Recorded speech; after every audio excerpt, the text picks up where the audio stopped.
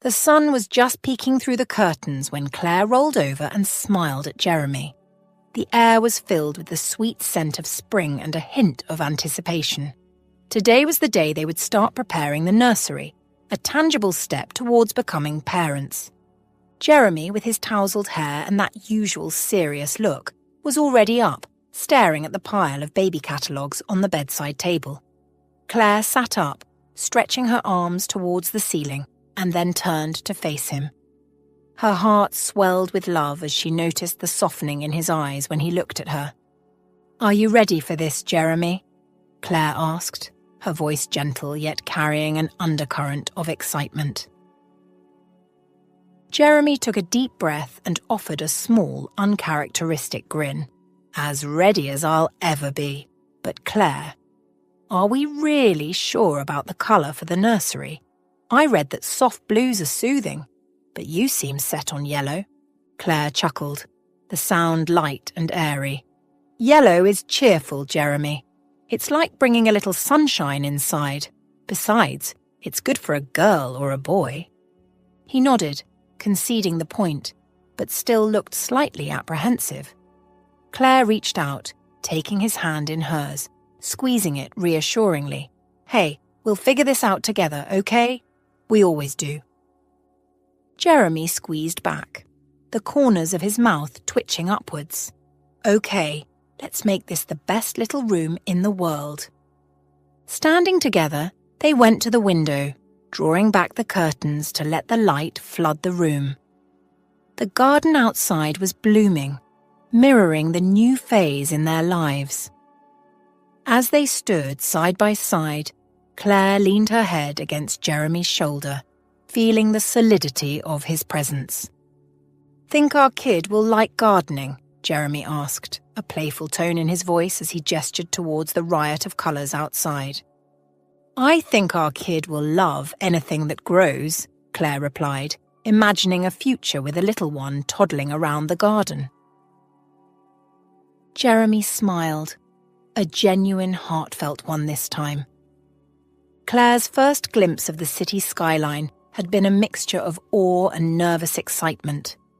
Leaving behind the familiar comfort of her small town, she carried with her the loving memories of Grandpa Jack and the nest egg he had saved for her education. It was this inheritance that paved her way to college and opened the door to a future she had yet to imagine. The bustling campus life was a stark contrast to her quiet upbringing, but Claire found her footing, immersing herself in her studies and the vibrant community around her. It was here, in a crowded lecture hall, that she first noticed Jeremy. Jeremy was hard to miss, with his easy charm and laughter that seemed to draw people to him. He came from a well-to-do family on the East Coast, a world away from Claire's simple roots. Despite their different backgrounds, something clicked between them. Jeremy was genuinely kind to Claire, his attentions both flattering and a bit overwhelming at times. Jeremy's courtship was persistent and sweet, filled with small gifts and thoughtful notes. But Claire, steadfast in the values Grandpa Jack had instilled in her, maintained a respectful distance. She enjoyed Jeremy's company, but she wasn't ready for the intimacy he sought.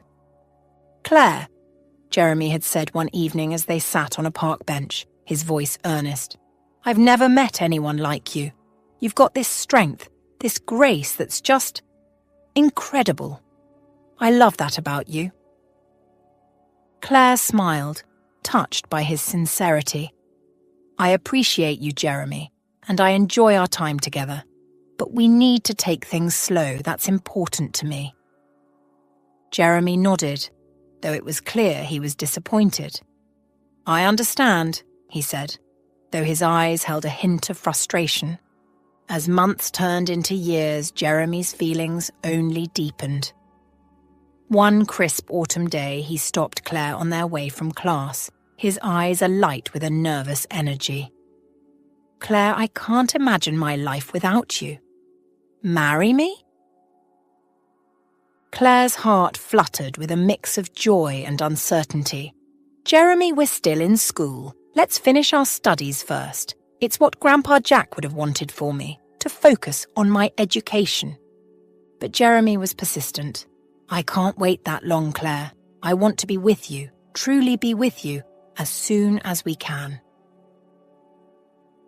It was not without reservations that Claire finally said yes, moved by Jeremy's unwavering commitment and her own growing love for him. They planned a simple wedding, a celebration that would mark the start of a new chapter in their lives together. The delivery room was filled with the usual chaos of birth, nurses bustling, doctors guiding, and Claire breathing through the pain. The moment their baby was born, a sudden hush fell over the room, punctuated by the baby's first robust cry. It was a sound full of life and new beginnings, but the OB-GYN's expression held a trace of surprise and confusion. As the nurse gently cleaned and wrapped the newborn, Dr. Ames approached Claire with a soft, cautious smile. "You have a beautiful baby boy," she said, her voice warm yet slightly hesitant. Claire, exhausted and elated, reached out eagerly for her son. The instant the little bundle was placed in her arms, her eyes brimmed with tears. All the months of anticipation, fear, and joy culminated in this single moment. She cradled him close, her tears falling freely as she kissed his tiny forehead. The colour of his skin, unexpectedly dark, didn't register in her mind. All that mattered was his safety and the overwhelming love she felt. In the quiet of her embrace, Claire finally noticed something amiss in the room's atmosphere. She looked up, searching Jeremy's face for shared joy, but found only shock and confusion. Jeremy stared, his face draining of colour. "Claire, how is this possible?" His voice was a mix of disbelief and rising anger. Why is his skin black?" Claire's heart stuttered, the joy of the moment tarnishing under his cold tone. I don't know, Jeremy, but he's our baby. He's your son." Jeremy was hardly listening. "This doesn't make sense, Claire. Are you telling me there's nothing you're hiding from me?" His voice rose, tinged with accusation. Claire clutched the baby closer, her confusion turning to hurt. "Jeremy, I swear to you, I've never been with anyone else. You have to believe me." The room filled with a tense silence, broken only by the soft cooing of the baby. Jeremy paced back and forth, his thoughts racing, not wanting to accept the situation. "I need some air," he muttered finally, and stormed out, leaving Claire alone with her newborn. Jeremy paced back and forth in the small room, his mind racing as fast as his steps. The room was dimly lit, casting long shadows on the walls, adding to the tension that already filled the air. Then he ran back into Claire's room. "Claire, this doesn't make any sense," he exclaimed, throwing his hands up in frustration. Claire reached out her hand, trying to soothe him. "I know what you're thinking, but I'm telling you the truth. I don't understand it either, but I've read about these things. Sometimes these things happen. It's rare, but not impossible." Jeremy's simmering frustration suddenly boiled over, his voice escalating as he stood up abruptly from the sofa. "This is ridiculous, Claire. How can you sit there and expect me to just accept this?" His shout echoed off the walls and the room seemed to shrink with the intensity of his anger. Claire flinched, pulling the blanket closer to her as if it could shield her from his rage. "Jeremy, please, you have to believe me. I wouldn't lie about this, not about something so important." But Jeremy was beyond listening. His mind was clouded with images of betrayal, and each plea from Claire only fueled his anger more. Claire stood up, her voice steady despite the tears streaming down her face. "I know it's hard. I know it doesn't make sense, but I am telling you the truth. You have to believe me. We can figure this out together." "Figure this out?" Jeremy's voice was scornful, his eyes narrowing. "There's nothing to figure out if you're lying to me." Seeing that words were not enough to calm him, Claire reached out to touch his arm, trying to connect with him. to bring him back from the brink. But he jerked away, stepping back as if her touch burned him. "Don't," he said sharply. "I need some space. I need to think." With that, Jeremy grabbed his jacket from the hook near the door and stormed out, leaving Claire alone with her distress and the echoing silence of the room. As the door slammed shut, Claire sank back onto the sofa, her body trembling and her heart breaking. She knew this was far from over, and the road ahead was uncertain. Tears mingled with determination in Claire's eyes. She whispered to her son, "No matter what happens, I love you. We'll get through this together."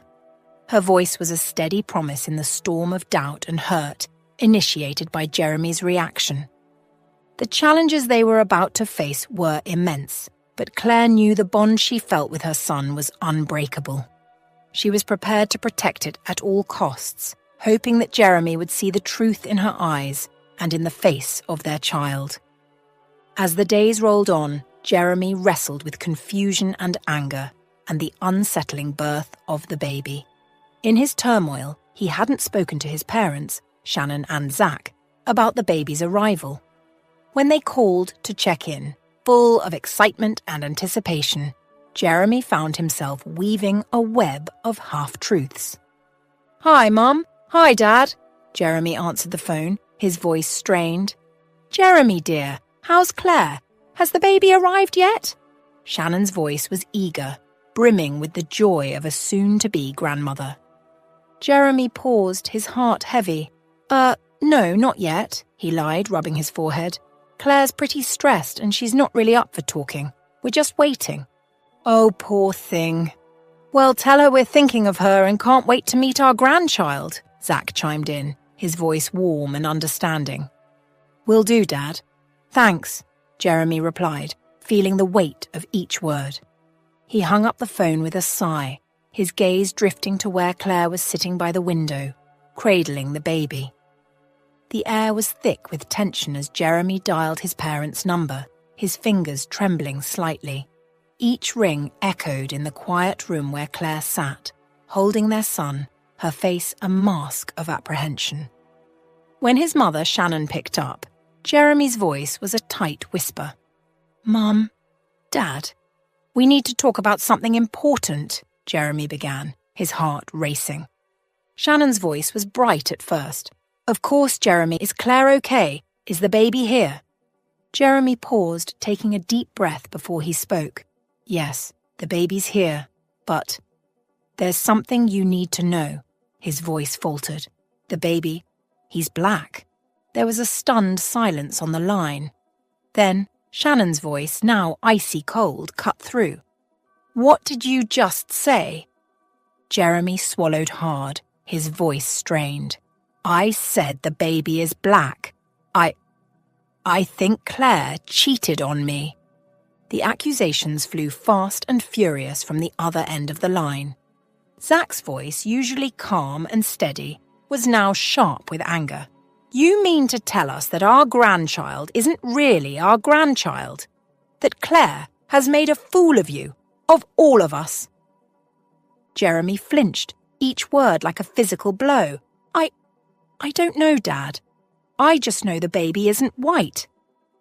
"You've brought shame upon our family, Jeremy. How could you let this happen? How could you not know?" Shannon's voice was shrill, disbelieving. Jeremy tried to interject, to explain his confusion and hurt, but his words were drowned out by his father's furious tirade. "This is unacceptable, Jeremy. You need to do something about this immediately. Get rid of them both. We cannot have this scandal attached to our name." Jeremy glanced at Claire, who hadn't heard anything. The line went dead. His parents had hung up, leaving him in a cold silence that seemed to spread through the room. Claire looked up at him, her eyes red and swollen. "Jeremy, what are we going to do?" Jeremy had been unusually quiet for the past 2 days. He seemed restless, unable to sit still for long, and he kept avoiding Claire. Each time Claire tried to talk to him, asking if something was wrong, Jeremy would just get more irritated. "Hey, Jeremy, is everything okay?" Claire asked gently, trying to catch his eye. Jeremy sighed heavily, avoiding her gaze. "I'm fine, Claire," he snapped, more sharply than he intended. Claire took a step back, hurt by his tone. "If you ever want to talk, I'm here," she offered softly before walking away, giving him space. The sun was just peeping over the horizon when Jeremy and Claire, with their baby wrapped tightly in a soft blanket, left the city's comforting hum behind. The car's tires rolled smoothly along the road, the only sound for miles as they ventured deeper into the unfamiliar territory. Claire looked out the window, watching as the urban landscape gave way to greener pastures, her mind swirling with unanswered questions. "Jeremy, can you at least tell me why we're going here?" Claire finally broke the silence, her voice tinged with a mix of curiosity and concern. Jeremy kept his eyes on the winding road, his hands gripping the steering wheel a little too tightly. It's something I need to show you. Something important," he replied, his voice barely above a whisper. The deeper into the woods they drove, the more Claire felt a chill creep up her spine. The trees seemed to close in around them, their branches casting ghostly shadows across the car. The baby stirred in her arms, and she gently rocked him, whispering soothing words. After what seemed like an eternity, Jeremy turned off the engine. They were in a small clearing, surrounded by towering pines and the sound of a distant river. He got out of the car first, taking in a deep breath of the crisp forest air. "Come on," he said, reaching out to help Claire out of the car. He didn't wait for her to gather her things before starting towards a narrow path that led further into the woods. With the baby secure in her arms, Claire followed, her heart pounding with a mixture of fear and anticipation. The forest seemed to watch them, its silent sentinels towering above. "What is this place?" Claire asked, her voice echoing slightly in the open air. The silence between them stretched as they walked, weighed down by the absence of conversation. Claire clutched her baby closer to her chest, her heart racing with a mix of fear and confusion. She trusted Jeremy, her husband, implicitly, until now. This path, this unexpected detour away from the familiarity of their daily routine, had seeded a gnawing doubt deep within her. Jeremy led the way with hurried steps, his face a mask of concentration. Claire struggled to keep up, her mind racing as fast as her feet. "Where are we going?" she finally managed to ask, her voice barely above a whisper. "Just a bit further," Jeremy replied without turning, his voice flat, almost robotic. That was all he offered, no comforting smile, no reassuring pat on the shoulder. Just a few cold words that bounced hollowly in the crisp air. As the woods around them grew thicker, Claire's unease blossomed into full-blown panic. She was alone, save for the small, trusting body of her baby pressed against her. The trees seemed to close in around them, casting long shadows that danced menacingly through the underbrush. Then, abruptly, Jeremy stopped. He patted his pockets, a frown creasing his brow. "I forgot my phone in the car," he muttered, more to himself than to Claire. "Wait here. I'll be right back." Without waiting for her response, he turned and jogged back the way they had come. Claire's heart pounded in her chest as she watched him disappear into the distance. The forest seemed to swallow him whole. She waited, each minute stretching longer than the last, her mind a whirlpool of fear and confusion. The sudden roar of an engine shattered the silence. Claire's head whipped around, her eyes wide with disbelief. Through a break in the trees, she saw the car. Jeremy was in the driver's seat, the vehicle turning around in a spray of gravel and leaves. "No, Jeremy, wait!"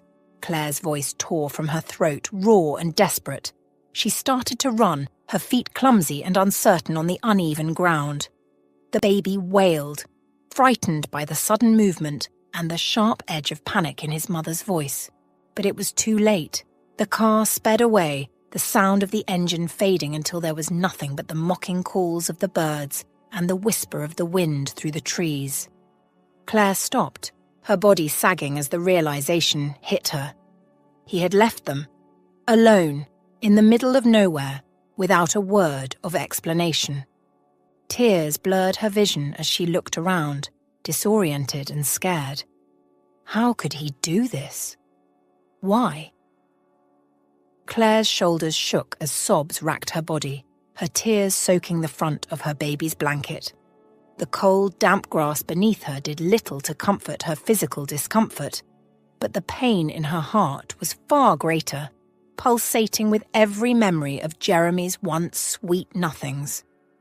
In the haze of her tears, Claire's mind replayed the recent past. Jeremy, who had once looked at her as if she hung the stars in the sky, had transformed into a stranger. His accusations were like daggers to her soul, each word a betrayal of the vows they had shared. "How could you?" he had screamed just nights ago, his face contorted with a rage she had never seen. "I didn't, Jeremy, please believe me," Claire had pleaded. Her suggestion to settle the matter with a DNA test was met with scoffs. "Those tests? They're not reliable. They make mistakes," he had argued, dismissing her plea with a wave of his hand. The gulf between them had grown instantly, filled with doubt and accusation. Now, abandoned and alone, Claire gripped her baby tighter. As she looked into the baby's big, dark eyes, innocent and unclouded by the world's cruelties, a fragile smile broke through her tear-streaked face. "It's just you and me now," she whispered, her voice a lullaby amid the chaos of her breaking heart. "Why, God, what have I done to deserve this?"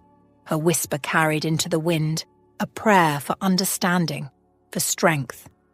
The silence of the forest seemed to listen, the rustling leaves like whispered responses. Her baby breathed softly, a balm to her battered spirit. Here, in her arms, was purity and love, untouched by the harshness of betrayal. Her love for her child was a clear, unwavering light in the fog of her misery. Drawing a deep breath, Claire wiped her tears. She needed to be strong, to rise from the cold ground and find a way forward. For her child, she had to rebuild from the ashes of her shattered trust. Looking around, she tried to orient herself. The forest seemed like a labyrinth, but Claire knew she had to start somewhere. Determined, she rose, her baby nestled against her chest, and took a tentative step. Each step became a promise to herself and her baby. They would overcome, and maybe, just maybe, they would survive. The weight of her fatigue seemed to crush Claire as she trudged through the dense underbrush of the woods, the baby heavy in her arms. Each step felt more challenging than the last, her muscles screaming for relief, her mind clouded with worry. All she wanted was to find a way out, to escape the looming trees that seemed to close in around her with each passing minute. As the sky began to darken, painting the world in shades of grey and deep blue, Claire's thoughts drifted to her grandfather Jack. He had been her rock, a steadfast presence in her life. "Tough times never last, but tough people do," he would say with a warm, reassuring smile. The memory of his words was a small comfort in her current despair. With a deep, steadying breath, she leaned against a large tree, its bark rough against her back. The attempt to start a fire had been futile. Her hands were too shaky, the kindling too damp from the recent rains. Defeated, she sat down, pulling her baby closer to conserve their warmth. The first hints of twilight cast long shadows through the woods, and the temperature dropped. Claire hugged her baby, her body shivering not just from the cold, but from the fear of the unknown night ahead. She felt her eyes grow heavy, the exhaustion threatening to pull her into sleep despite her best efforts to stay alert. Then, a bark shattered the silence. Claire's eyes snapped open. She peered into the dimming light and saw a dog a short distance away. It barked again, its tail wagging in a friendly manner. Heart pounding with a mix of hope and fear, Claire watched as the dog sat down, its gaze fixed on her and her baby. "Thunder? Thunder? Where are you?" a raspy voice called out, breaking through the trees. Moments later, a flashlight beam cut through the darkness, swinging wildly until it landed on Claire. The light paused, and a figure stepped into view. The man holding the flashlight was older, his face lined with years of living. His eyes widened in shock as he took in the sight of Claire, huddled under the tree with her baby. "My God, are you all right?" the man exclaimed, rushing over. He knelt beside her, the dog now beside him, nuzzling Claire's hand with its nose. Claire's tears flowed freely as she stood, her body trembling from exhaustion and relief. Ray, the old man with a gentle demeanour, carefully took the baby from her arms. With experienced hands, he cradled the baby, murmuring soft, comforting words. There now," Ray soothed, as he gently rocked the baby. "You're safe now, both of you." Claire wiped her face, her tears leaving trails on her cheeks.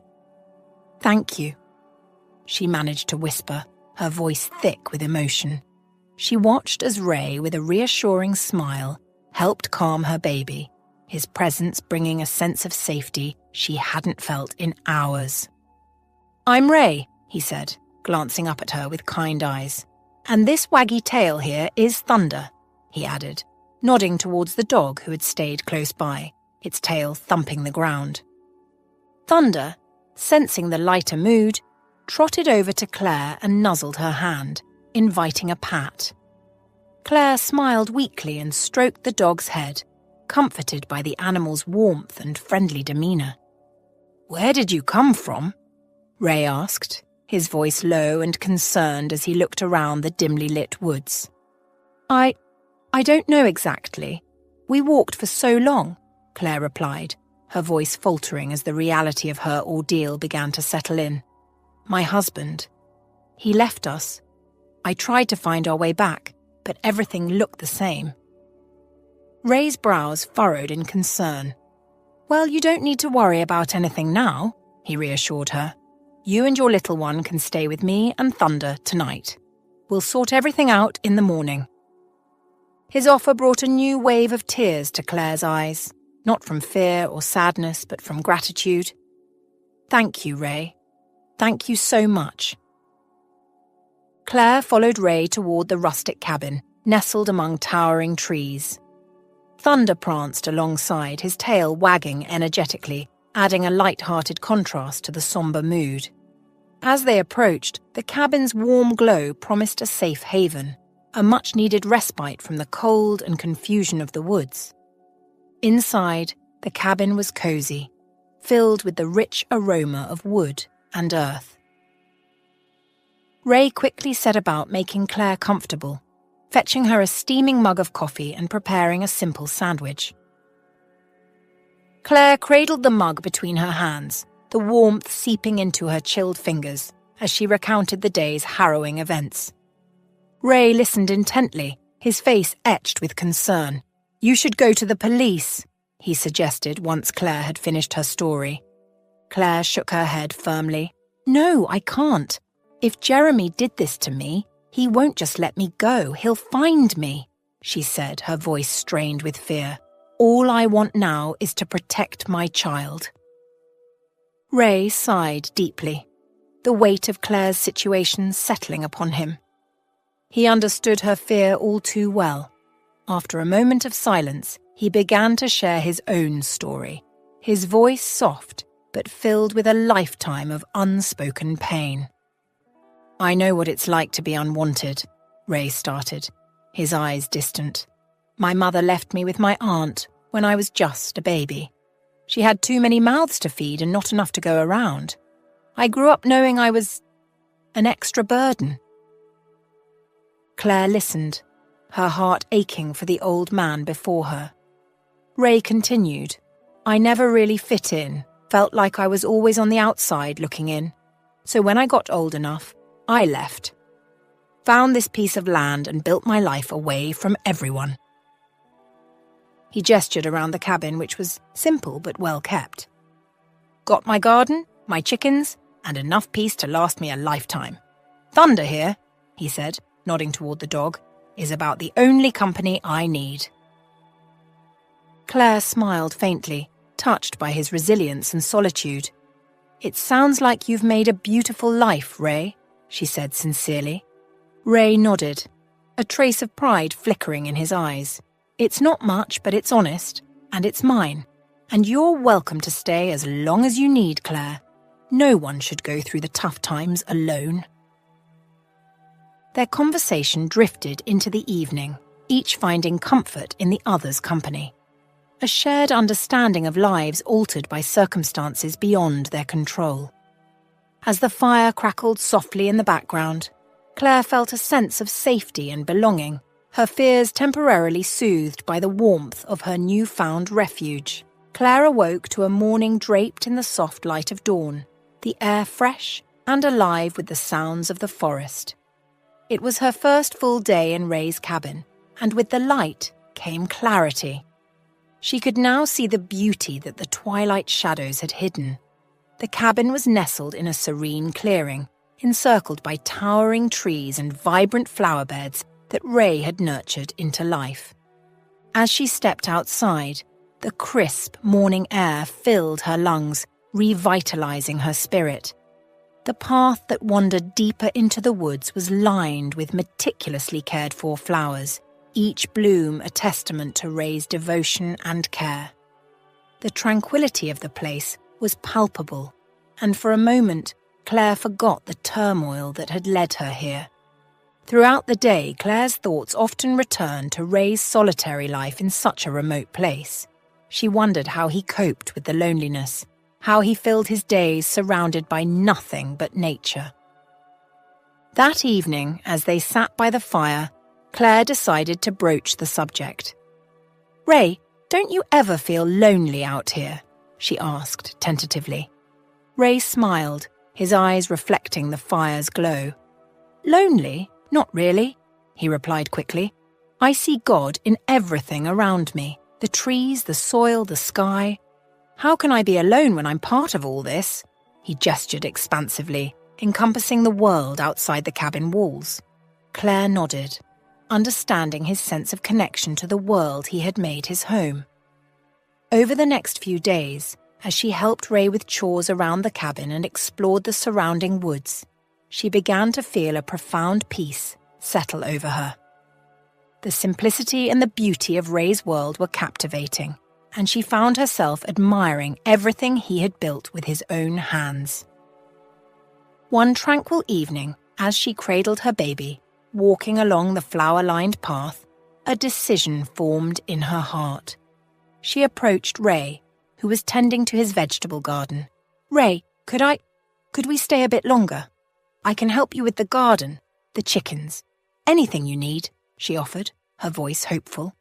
Ray paused, looking up from his plants with a broad smile, then let out a hearty laugh. "Stay longer, Claire? I haven't had much company over the years, but I can tell you, it's been a pleasure having you and your little one here. You're more than welcome to stay, as long as you need," he replied, his voice warm and welcoming. Relief and gratitude washed over Claire. Here, in this unexpected sanctuary, she had found not just safety, but a new sense of purpose and connection. As she thanked Ray, she felt a deep sense of belonging. This place, which had first appeared as a mere refuge, was quickly becoming a home. Ray, with his deep-rooted faith, believed that every event held a divine purpose, and he saw the arrival of Claire and her son as a new chapter in his life, one that he embraced with open arms and a joyful heart. It was Ray who had suggested the name Isaac for the baby, meaning, "He will laugh," or "He will rejoice." It was a name filled with hope and happiness, a fitting start for a new life that began under such dramatic circumstances.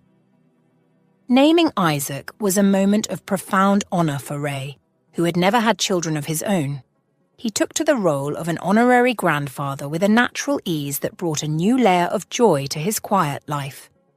Claire, whose dreams of becoming a doctor had been set aside by the twists of fate, found a new purpose in caring for Isaac and helping Ray around the cabin. She transformed the small home into a vibrant hub of activity where laughter often filled the air, much like Isaac's namesake.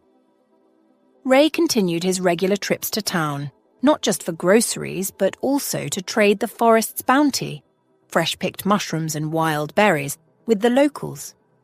His visits to the bookstore became a cherished routine, bringing back books for little Isaac, fueling his education and curiosity about the world. As Isaac grew, Claire made the decision to homeschool him, a task she undertook with dedication.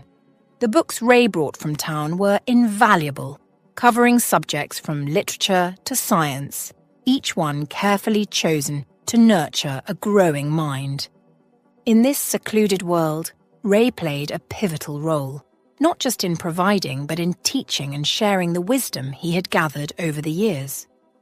The days passed, each one weaving tighter the bonds of this unlikely family, created by circumstance but strengthened by choice and love. As Isaac grew, he transformed from a tiny dependent baby into a smart, handsome boy who loved to explore the world around him. His curiosity was insatiable, and he often accompanied Ray on walks through the forest, asking countless questions about every leaf and bug they encountered. "Grandpa Ray, what's this flower called?" Isaac would ask, pointing to a bright bloom. "That's a foxglove, Isaac. Beautiful, but very poisonous," Ray would explain, his eyes twinkling as he imparted his knowledge to the eager young boy. Isaac absorbed it all like a sponge, and he took pride in helping around the cabin. He learned to fetch water, tidy up, and even started to help with more significant chores.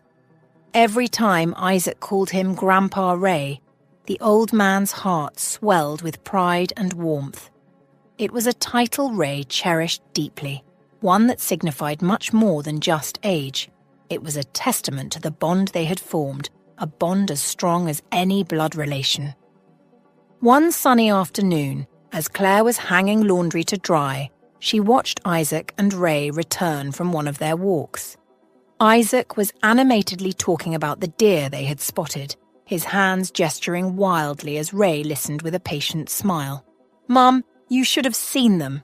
There were 3 and one was a baby deer. Grandpa Ray said it's called a fawn." Isaac bubbled with excitement as they approached. Claire smiled, her heart full. "That sounds wonderful, Isaac. I'm glad you and Grandpa had such a good time," she said, ruffling his hair. Ray set down his walking stick and leaned against the porch railing. "This boy is going to outsmart us all, Claire. He's got a sharp mind," he said with a proud grin. "I hope he uses it to do good things," Claire responded, her voice tinged with the dreams she harbored for her son. Isaac's fascination with the natural world grew as he did, stretching like the towering trees that surrounded their cabin.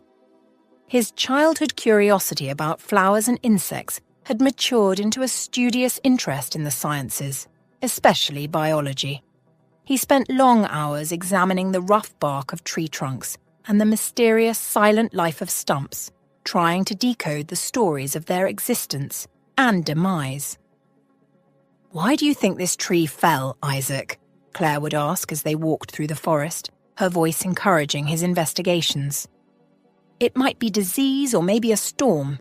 I need to look closer," Isaac would respond, his brow furrowed in concentration, a notepad in hand to jot down observations. Ray and Claire continued to fuel Isaac's thirst for knowledge with books, each one carefully chosen from Ray's trips to the town. The evenings were often spent in the warm glow of the cabin's fireplace, with Isaac absorbed in his latest book, occasionally sharing fascinating facts or theories about the world around them. "It's incredible, Mom. Did you know there are trees that can live for thousands of years? I wonder what it's like to stand for so long, watching the world change around you, Isaac mused one evening, his eyes not leaving the page. Claire smiled, watching her son's passion for learning grow. It was during one of these reading sessions that Isaac's future aspirations began to take shape. His endless questions and keen observations led him to a profound realization. One brisk autumn evening, as the cabin bristled with the cozy sounds of crackling wood and turning pages, Isaac looked up from his book, a thoughtful expression etching his features. "Mum, I've been thinking a lot about what I want to do when I grow up," he started, hesitating slightly as he gathered his thoughts.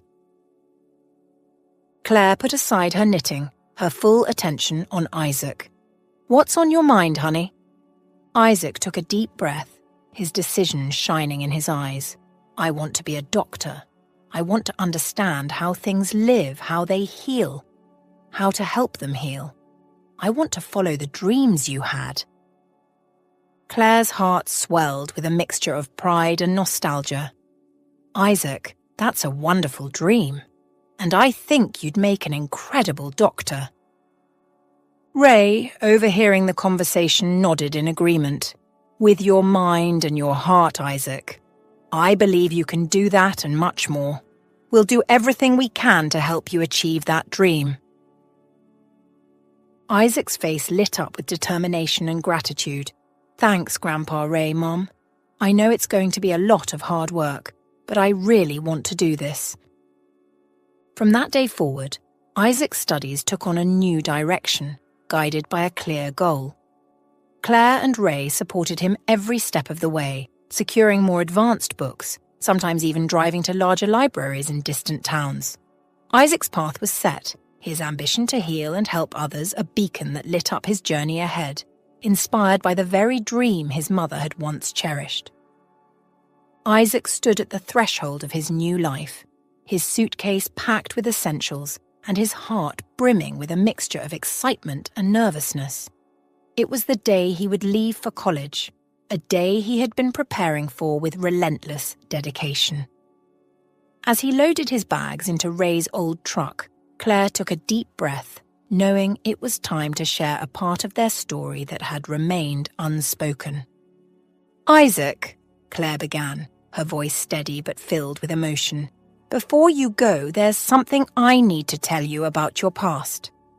Isaac turned to face her, his expression open and attentive. As Claire recounted the painful details of his father's abandonment and the journey they had undergone to find refuge with Ray, Isaac listened without interruption. His face remained calm, absorbing the gravity of his origins with a maturity beyond his years. "Mum, it's okay," Isaac finally said, his voice calm and reassuring. "What matters is you and Grandpa Ray. You're my family. That's all I need." Claire hugged him tightly, grateful for his understanding and love. With those words, Isaac set off for college, carrying not just his books and clothes, but a deeper appreciation of the life his mother had fought to give him. At college, Isaac pursued a degree in cardiology, driven by a passion to understand the human heart, not just its rhythms and valves, but its capacity to endure and heal. His background, devoid of the usual distractions of modern youth, endowed him with a rare discipline and focus. He excelled academically, his professors often commenting on his meticulous attention to detail and his intuitive grasp of complex concepts. After graduating at the top of his class, Isaac returned to his home state to start his internship at a local hospital. There, his practical skills and theoretical knowledge quickly set him apart. He worked tirelessly, often going beyond the call of duty to ensure his patients received the best care. Years passed, and Isaac's reputation grew. His unique combination of compassion and surgical precision earned him accolades, and soon he was recognized as one of the best heart surgeons in the state. His success was a testament to his hard work, but also to the values instilled in him by Claire and Ray. values of resilience, kindness, and unwavering determination. Despite his achievements, Isaac remained humble, often attributing his success to his upbringing in the quiet solitude of the forest with Claire and Ray. "The woods taught me about life's rhythms," he would say, "and my family taught me about its depths." Isaac frequently visited Claire and Ray in their secluded woodland home, bringing them whatever essentials they needed. Living simply in the woods, Claire and Ray didn't ask for much. Whenever Isaac came by, they welcomed him warmly, offering their blessings. They even reassured him that it was all right for him to make his life in the city permanent if he wished. During one of his visits, Isaac brought up his concern. "Grandpa Ray, you're not getting any younger. Don't you think it's time to consider moving somewhere a bit closer to the city?"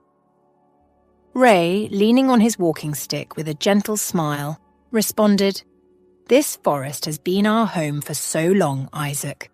The peace it offers, the birds singing, the rustle of the leaves. It's something the city just can't give us." Claire nodded in agreement, her eyes reflecting the deep love she held for their tranquil surroundings. Isaac understood their attachment, but also saw this as an ideal moment to introduce his girlfriend, Sophie, to his mother and grandfather. Sophie was a registered nurse, and she and Isaac worked together at the hospital. Their shared experiences and interests had quickly drawn them together, and they had been dating for a few months now. He smiled, thinking about how Sophie's caring nature would surely endear her to his family. "I think it's time you both met Sophie," Isaac thought to himself. The sun was beginning to set, casting a golden glow through the trees as Isaac's old car rumbled along the forest path. Sophie sat beside him, her hands clasped together in slight nervousness. Isaac noticed and gave her a reassuring smile. "Don't worry," he said, his eyes flicking between the road and her. "Mum and Grandpa are going to love you." Sophie returned the smile, her heart fluttering with anticipation. "I hope so. I've got a plan to help convince them to move closer to you. But let's keep it as a surprise for now," she teased. As they arrived at the cabin, the scent of pine and fresh earth welcomed them. Claire and Ray were waiting outside, their faces lighting up at the sight of the young couple stepping out of the car. "Isaac, and this must be Sophie," Claire exclaimed, her voice warm and welcoming as she embraced Sophie. Ray, leaning slightly on his cane, extended a shaky hand with a broad grin. "It's a pleasure, young lady. Anyone important to our Isaac is family to us." Sophie was touched by their warmth. "Thank you for having me. I've heard so much about you both." They all moved inside the cozy cabin, where a fire crackled in the hearth. Over cups of hot tea, the conversation flowed easily. Sophie listened intently as Ray recounted tales of the forest and its secrets, while Claire shared stories of Isaac's childhood adventures. As the evening wore on, Claire found a moment to speak with her son privately. "She's not just beautiful, Isaac. There's a kindness in her eyes. You've chosen well, my son." Isaac's chest swelled with pride. "She's also got a plan to help convince you and Grandpa to move to the city. She thinks it'll be easier for me to look after you." Claire's expression softened. "We'll see, dear. It's hard to imagine leaving this place." As the aroma of freshly cooked dinner filled the cozy cabin, laughter and chatter echoed off the wooden walls. Claire had outdone herself with a hearty stew, while Ray had regaled them all with tales of his youth during the preparation. The four of them sat around the rustic wooden table, plates piled high, the warmth of the cabin enveloping them like a snug blanket. Just as the meal was winding down, Sophie gently tapped her glass with a spoon, catching everyone's attention. Her eyes sparkled with a mix of excitement and nervousness. "I have something important to share," Sophie began, her voice steady but filled with emotion. Isaac and I have been thinking about our future together, and we've decided we want to start a family soon. Isaac, sitting beside her, felt a rush of affection for her courage. He hadn't anticipated this part of her plan tonight, and his heart swelled with love and surprise. Sophie continued, her gaze sweeping over Isaac's mother and grandfather. But we know it's a big step, and having family support is so important.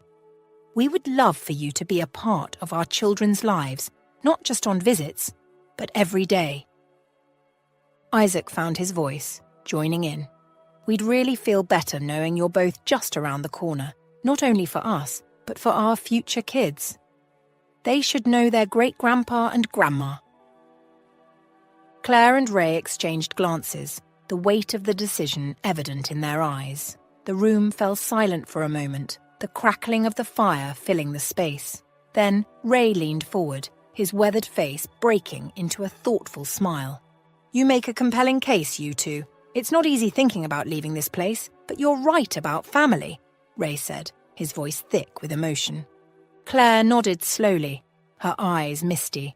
We've spent many wonderful years here, but perhaps it's time for a new adventure. For our family. The discussion that followed was heartfelt and open, with everyone expressing their hopes and concerns. By the end of the evening, a decision was made. Claire and Ray agreed to move closer to Isaac and Sophie to be part of their new chapter. A few months later, Isaac purchased a house with enough space for everyone. It had a beautiful garden that reminded Claire and Ray of their beloved forest. And it became a project for the whole family to cultivate. It was well past midnight when the shrill ring of Isaac's phone cut through the silence of the night. Groggily, he reached for it, his eyes barely open.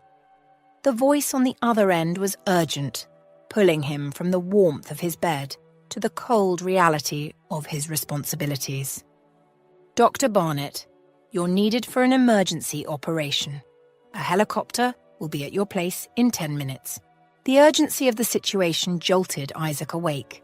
He quickly dressed and briefed Sophie on the situation before rushing out into the crisp night air. The helicopter's blades whipped the air into a frenzy as he climbed aboard, the gravity of the situation settling over him like a heavy cloak. Upon landing at the private estate, Isaac was ushered into a sprawling mansion where James O'Donnell, a middle-aged man, lay in critical condition after a stroke. The urgency and complexity of the situation required Isaac's full attention and skill. Hours passed in the operating room, each minute stretching on as Isaac and his team worked tirelessly. Exhaustion clawed at him, but he pushed it aside, focusing on the task at hand. Finally, the operation concluded successfully, and Isaac allowed himself a moment to breathe a sigh of relief. A week later, grateful for the positive outcome, James insisted on expressing his thanks by inviting Isaac to a dinner at his mansion once he had recovered enough to do so. It was an offer Isaac accepted, recognizing the importance of such gestures in building relationships and goodwill. The dinner was a lavish affair, attended by James's family and close friends. They gathered in the grand dining room where Isaac was introduced with high praise. Throughout the evening, Isaac was commended for his skill and dedication. You've done a remarkable job, Dr. Isaac. Your parents must be very proud, James remarked warmly during the dinner. Isaac smiled, nodding in acknowledgement. Yes, my mum and grandpa are really proud, he responded, the pride in his voice clear. What about your father? Someone asked innocently, unaware of the sensitive nature of the question. Isaac hesitated for a moment, the question catching him off guard. He quickly composed himself and brushed it off with a light laugh. I never knew my dad, actually, but it's all been good. The room fell silent for a moment, the atmosphere shifting slightly.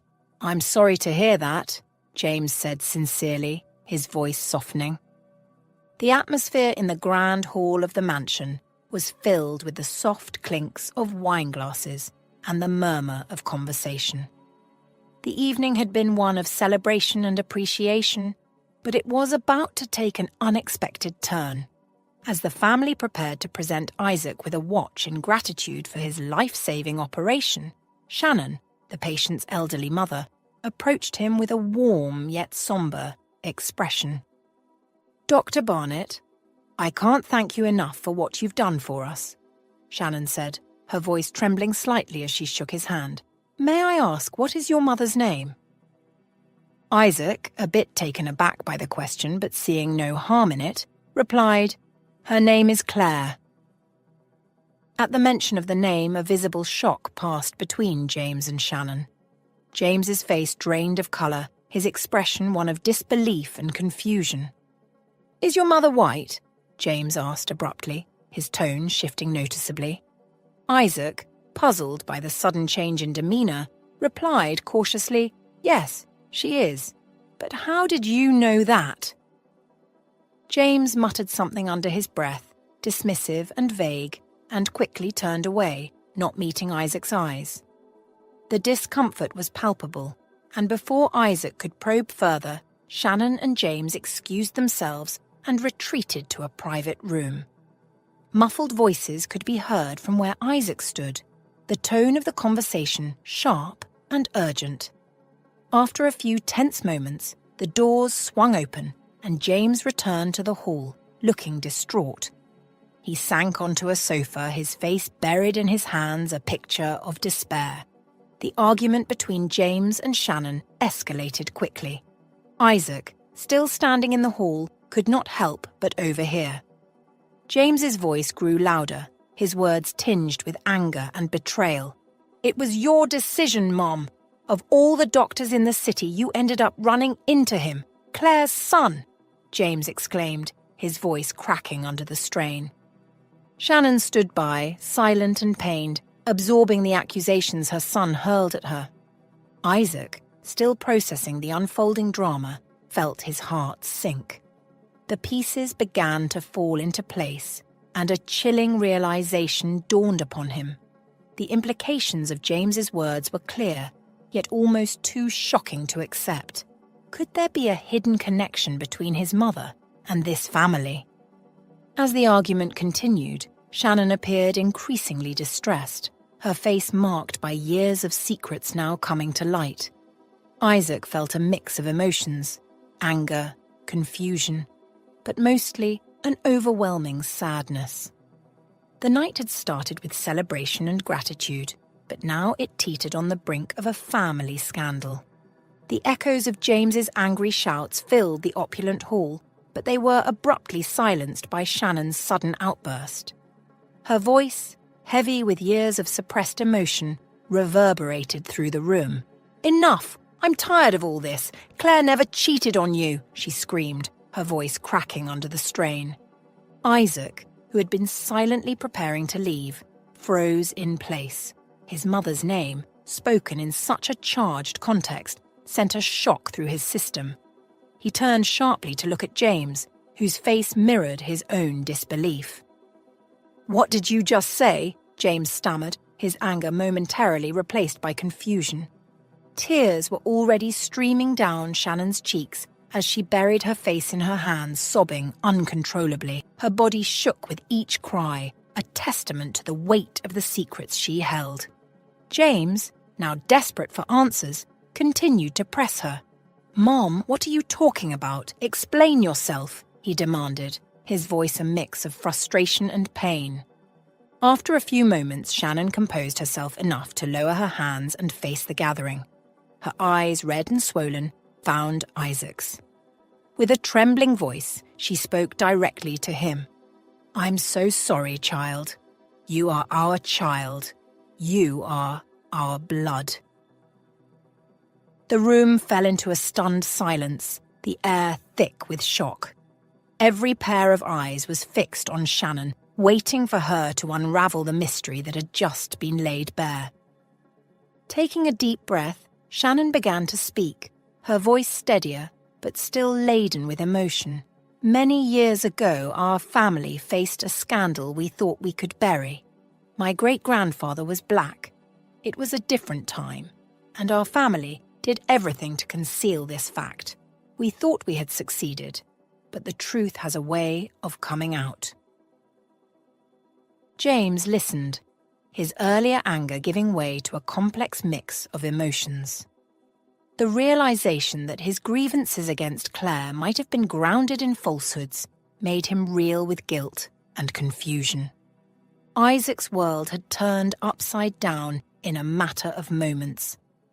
The revelations of the evening had left him reeling, and now, staring at the man he should call father, he found himself caught between disbelief and a rising tide of anger.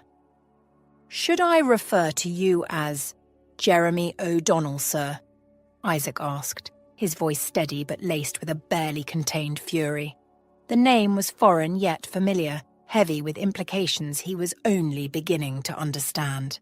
Jeremy, the man known to the world as James, remained seated.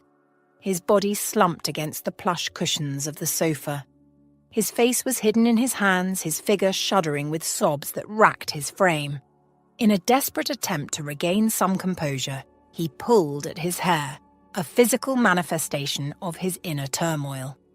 It was a heart-wrenching sight, yet Isaac's sympathy was tempered by the years of lies and the sudden, stark revelation of his father's identity. Jeremy had changed his name at his parents' request to avoid any connections or consequences from his past actions, including abandoning his own son. Finally, Jeremy lifted his head, his eyes meeting Isaac's. The recognition of his son, the doctor who had just saved his life, transformed his expression from one of anguish to one of profound remorse. He staggered to his feet, tears streaming down his face, and moved toward Isaac with arms outstretched. Isaac remained still, an immovable rock in the face of his father's emotional onslaught. Jeremy's tears and sudden gesture of affection did little to soften the walls Isaac had built over the years. The embrace that Jeremy sought was met with resistance. Isaac did not move to return it.